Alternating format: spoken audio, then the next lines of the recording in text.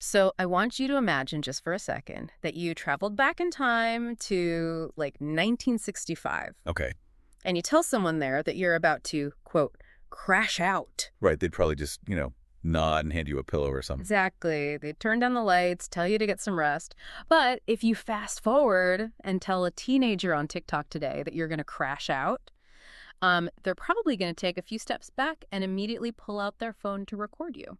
Yeah, it is a pretty stark contrast. I mean, how a phrase meant for falling asleep basically became a public threat. It really is. And, well, that's exactly the mission of our deep dive today. We're unpacking a single source article that traces the history of the phrase crash out. Mm-hmm. We want to take you on this 60-year linguistic journey to see how a really simple, almost totally mundane two-word phrase mutated across all these generations and subcultures to eventually mean its exact opposite. And what's great about this is that, we tend to think of dictionaries as these static, boring rule books.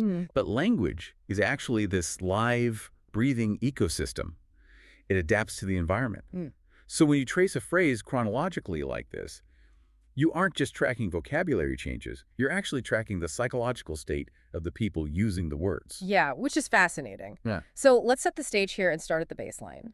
Because to really understand what crash out means to a teenager today, we have to look at those literal roots from the 1960s to see how much it's changed. Definitely. Back then, to crash or crash out just meant falling asleep, usually after a really long taxing day.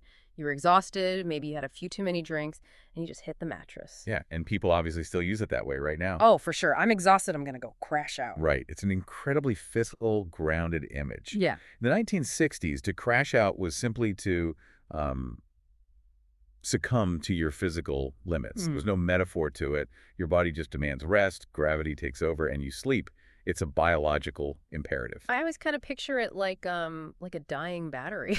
Like a system is suddenly losing power and just shuts down to protect itself. That's a good way to look at it. But then as we move into the 1970s and 80s, the phrase starts to drift a little bit. The drug culture of that era kind of adopts it. Right, they come down. Exactly. Crashing out becomes this specific terminology for coming down, as the effects of illicit substances begin to wear off. And this is where we start to see the first real shift. Linguists often talk about this concept called semantic pejoration. Semantic pejoration? Yeah.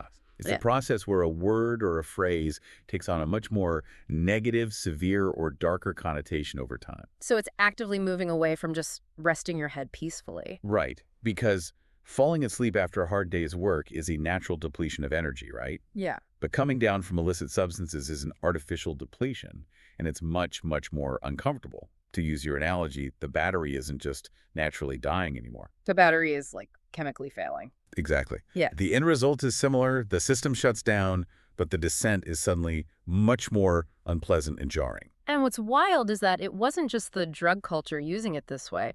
Right around the same time in the 70s, the sports world grabbed hold of it too. Oh, right, the tournament crashes. Yeah.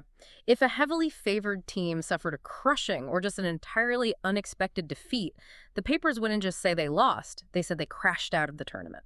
Notice how the intensity just keeps dialing up here. Yeah, it really does. Because falling asleep is gentle. A chemical come down is physically jarring.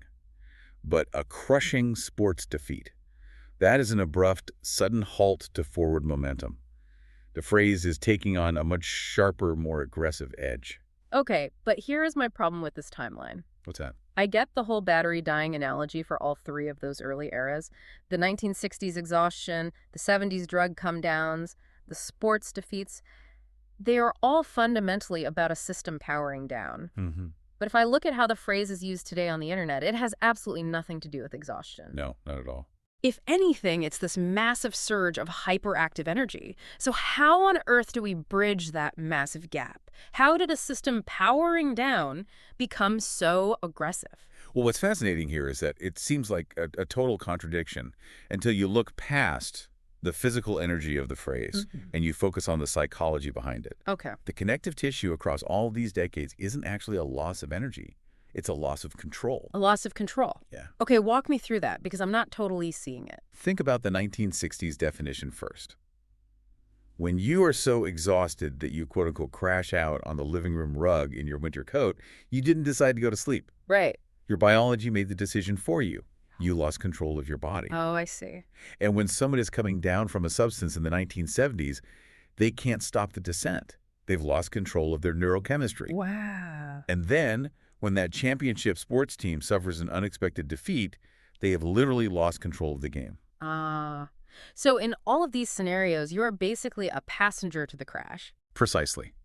The phrase has always harbored this subtle, underlying tone of surrender.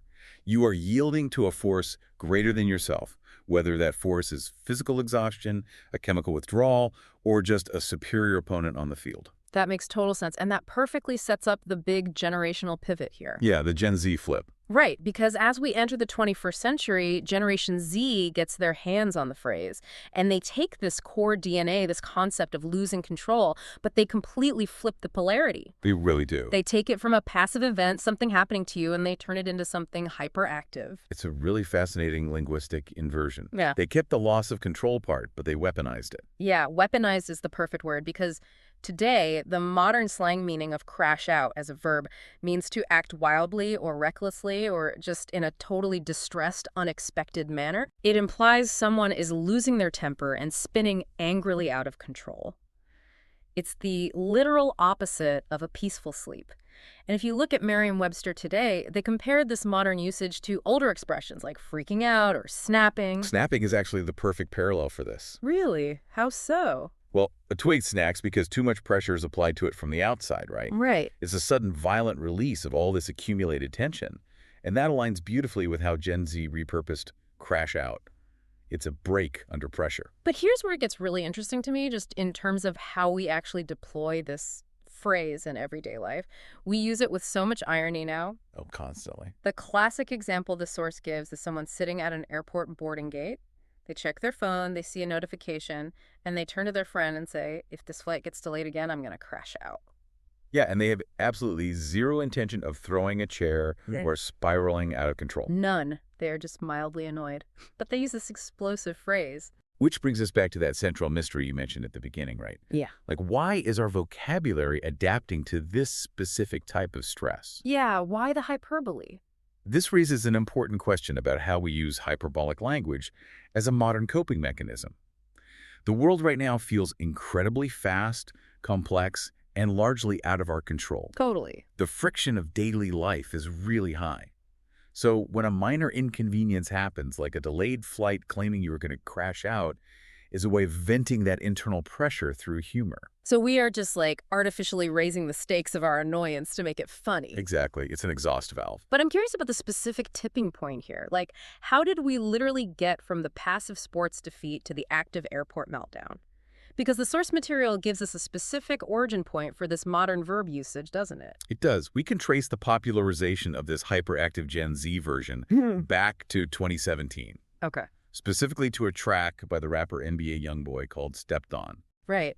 And the specific lyric in that track is, quote, crash out if I'm nervous. But I gotta be honest, I've always struggled with this specific connection. Why is that? Because when people are nervous, they usually shrink, right? They freeze up, they get quiet, they don't explode. So how does nervousness equal crashing out? Well, that is exactly why it's such an important lyric for this whole timeline. Yeah. Think about it. Nervousness is an internal state. It's this internal buildup of anxious energy. Right. Fundamentally, being nervous is the internal sensation that you are losing control of your environment. You don't know what's going to happen next. Okay, I'm with you. So NBA Youngboy bridged the gap. He took the historical concept of inevitably losing control, and he applied it to a conscious, outward behavioral reaction. The internal feeling of losing control, the nervousness, leads directly to the external wild reaction, the crashing out. Oh, wow. I see. So if I'm feeling that intense internal pressure, I'm not going to just fall asleep or quietly suffer in the corner. I am going to externally manifest the chaos I feel inside. I'm going to act recklessly. Exactly. Going back to your earlier analogy, the battery isn't just dying anymore. The battery is overheating and exploding. That is a brilliant way to look at it. Exploding battery. But, you know, the evolution doesn't stop in 2017. Not at all. Because now that we've seen the verb itself shift from passive sleep to active recklessness, we have to look at what the internet did to it next. Right, because the internet doesn't just share language. It acts like this massive evolutionary pressure cooker. What used to take isolated populations centuries to mutate now happens in a digital petri dish in a matter of, like, weeks. Which brings us to the early 2020s. Because crash out didn't just stay a verb, it mutated grammatically. Yes, it did. It morphed into a single word noun, a crash out. All one word. It went from an action you do to an identity you are. Yeah, and linguists actually have a term for this. They call it functional shift or zero derivation. Zero derivation. Yeah. It's when a word functioning as one part of speech is just forced to become another part of speech without adding any suffixes or changing its form at all. Oh, like how we took the noun Google and just started using it as a verb, like I'll Google it. That's the perfect example. But here we did it in reverse. We took the verb to crash out and made it a noun. The modern definition of a crash out is an argumentative, highly unpredictable person who actively goes out of their way to look for fights. Which is wild. Think about the intentionality there, though. A verb describes a temporary state. As you pointed out earlier, anyone can say they're going to crash out if their flight is delayed. Right, it's just a moment of weakness. Exactly. But a noun describes a permanent archetype. A crash out isn't someone just having a bad day. It's someone whose entire persona is built around combative, unpredictable behavior. They don't just lose control, they actively seek the loss of control. Precise. But I have to ask, like, is this actually a new identity or is it just more internet hyperbole? Like, is a crash out a real character archetype in society now, or is it just a meme? If we connect this to the bigger picture, it is absolutely a real sociological archetype now. And to understand why, we have to look at where this noun form originated. Okay. This specific grammatical shift emerged first in African American Vernacular English, or AAVE, particularly in the southern United States. And AAVE has historically been the birthplace of, a massive amount of modern global slang. It really has, and there's a deep sociolinguistic reason for that. Marginalized dialects often function as in-group signifiers, right? Right. They rely on linguistic innovation to build solidarity and communicate complex realities in these highly evocative ways. And because the language is so descriptive and culturally rich, the dominant culture inevitably observes it, recognizes its utility or its perceived coolness, and then appropriates it into the mainstream. It just gets completely scooped up. Exactly. But what accelerated that process so rapidly for the word crash out was the environment it was placed in. Social media platforms, specifically TikTok, took this regional, highly descriptive noun and just forced it into the global algorithm. Well, and that makes sense because TikTok is a purely visual medium. Right. You aren't just reading text on TikTok. You are watching videos of people. Millions of videos. Yeah.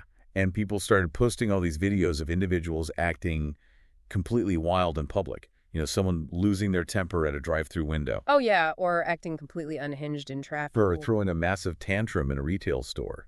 The algorithm heavily rewards these high-conflict, spectacular public meltdowns. So what does this all mean for the speed of language? Because when you have millions of people suddenly watching these chaotic public meltdowns every single day, the audience collectively needs a label for the people starring in them. Exactly. A verb just wasn't sufficient anymore. You don't want to just describe what the person is doing in the video. You want to categorize them as a specific type of human being. And AAVE provided the perfect, hyper-efficient linguistic tool with the noun crash out. It's like the internet demanded a new character class, and the language just adapted to fill the void. Oh, that guy screaming at the barista. Don't worry about him. He's just a total crash out. Right. It takes the entire 60-year history of the phrase loss of control, the recklessness, the visual spectacle, and packages it into one punchy two-syllable noun. That is just incredible. And because of the viral nature of the algorithm, a highly localized piece of Southern U.S. AAVE becomes this mainstream global terminology almost overnight. It really does. It really makes you think about the sheer speed of human communication today. Because if you look at the timeline we just mapped out, it took roughly 50 years from the 1960s to 2017 for the phrase to slowly drift from falling asleep to that NBA YoungBoy rap lyric about nervousness. 50 years for a fairly subtle shift in how the verb was applied. Right. But then it only took about 3 or 4 years from 2017 to the early 2020s for social media to completely reinvent it as a grammatical noun and broadcast it to the entire planet. The technology fundamentally changed the speed limit of language. Because words are essentially just empty vessels. Mm-hmm.